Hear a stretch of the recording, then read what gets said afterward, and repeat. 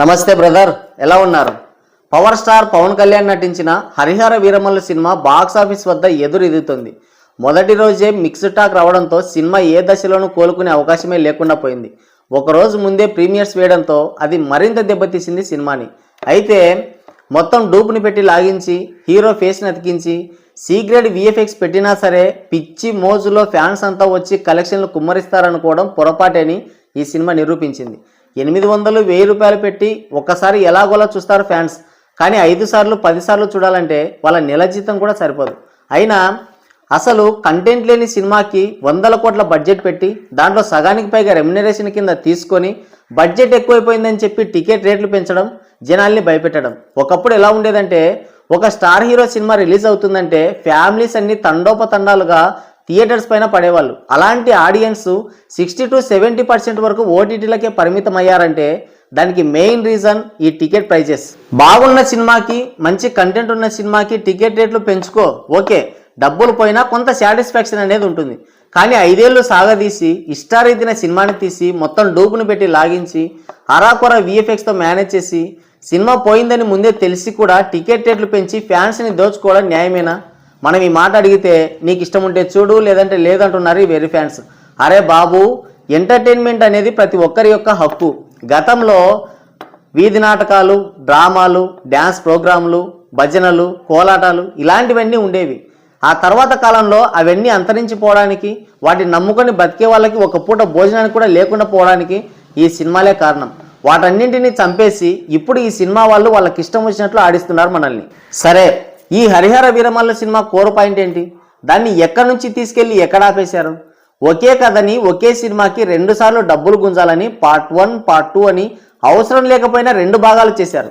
కేవలం political mileage కోసం మాత్రమే ఈ కథని దారి మళ్లించాడు పవన్ కళ్యాణ్. ఫస్ట్ హాఫ్కి సెకండ్ హాఫ్కి ఏమన్నా సంబంధం ఉంటుందా? ఒక దొంగ స్టోరీగా మొదలైన ఈ కథలో సనాతన ధర్మం ఎక్కడి నుంచి వచ్చింది? ఇందులో సనాతన ధర్మం గురించి చెప్పాడు, అలా చూపించాడు, ఇలా చూపించాడు అని తెగలేపుతున్నారు కొంతమంది. నా బొంద చెప్పాడు దీంట్లో.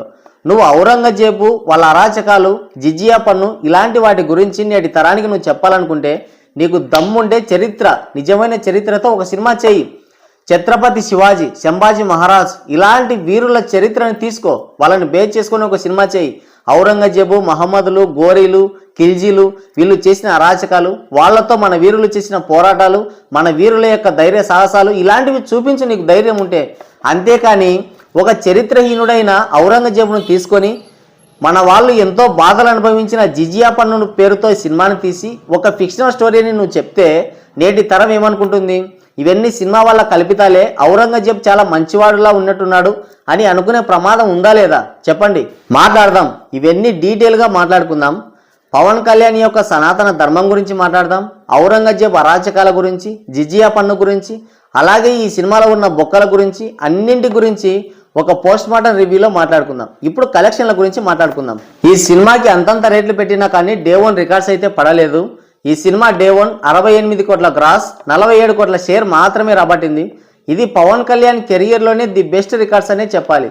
అయితే టికెట్ రేట్స్కి భయపడి పీకే ఫ్యాన్సే ఈ సినిమాకి హ్యాండ్ ఇచ్చారంట. ఇది నేను చెప్పడం లేదు, ట్రేడ్ అనలిస్టులు గంటాపదంగా చెప్తున్నారు. ఇకపోతే రెండో రోజు పరిస్థితి మరీ దారుణంగా తయారైంది. టాక్ బాగా స్ప్రెడ్ అవ్వడం, దానికి తోడు టికెట్ హైక్స్ అనేవి సినిమాని ఘోరంగా దెబ్బతీసాయి. దానికి తోడు వర్షాలు. సినిమాకి రెండో రోజు 10 కోట్ల వరకు షేర్ వచ్చినట్లు తెలుస్తుంది. ఆఫ్లైన్ టికెట్ సేల్స్ మొత్తాన్ని ట్రాక్ చేస్తే ఆ సంఖ్య ఇంకొంచెం పెరగచ్చు. సో మొత్తానికి ఎటు చూసుకున్నా కానీ హరిహర వీరమల్లు రెండో రోజు పరిస్థితి చాలా దారుణంగా తయారైంది. 70% వరకు డ్రాప్స్ కనిపించాయి. అయితే నిన్న రెండవ రోజు మార్నింగ్ అండ్ ఆఫ్టర్నూన్ షోస్కి అయితే 22% ఆక్యుపెన్సీ, ఈవినింగ్ షోస్కి అయితే 24%, నైట్ షోస్కి 31% ఆక్యుపెన్సీ కనిపించింది. ఒక స్టార్ హీరో సినిమాకి రెండో రోజే ఇంత ఘోరమైన డ్రాప్స్ కనిపించడం ఒక విధంగా షాక్ అనే చెప్పాలి. గేమ్ చేంజర్, ఆచార్య, బోలా శంకర్ ఈ మూడింటిలో ఏ రికార్డులు లేస్తాయో తెలీదు. మొత్తానికైతే ఈ సినిమా ఎపిక్ డిజాస్టర్, ఇది కన్ఫర్మ్. మరి హరిహర వీరమల్లు సినిమా డిజాస్టర్ అవ్వడానికి కారణం ఏంటని మీరు అనుకుంటున్నారు? కింద కామెంట్ చేయండి.